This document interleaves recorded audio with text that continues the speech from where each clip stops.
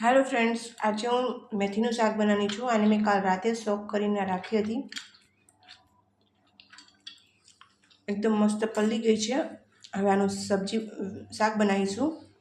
એના માટે મેં એક પેનમાં તેલ મૂક્યું છે। એની અંદર હું હિંગ એડ કરીશ, થોડોક લીમડો અને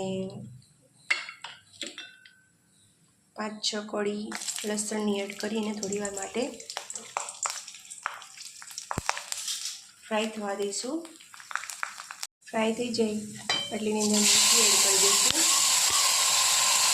હળદર, મીઠું, મરચું બધા જ ઇન્ગ્રેડિયન્ટ્સ એડ કરી અને આપણે એને થોડીવાર માટે કૂક થવા દઈશું।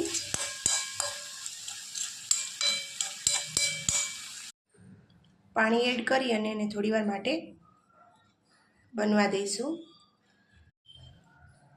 મેથી પાપડનું શાક કરવું હોય એટલે ઉપરથી પાપડના કટકા પીસીસ એડ કરી દેવાના અને પછી એને સરસ રીતે મિક્સ કરી લેના। થોડીવાર માટે રેસ્ટ થવા દેશો એટલે પાપડ મેથીનું શાક તમારા માટે રેડી રહેશે। તો આપણું પાપડ મેથીનું શાક તૈયાર છે। તો આવી જ નવી રેસીપીઓ માટે મારી ચેનલને લાઈક કરજો અને સબસ્ક્રાઈબ કરજો। Thank you.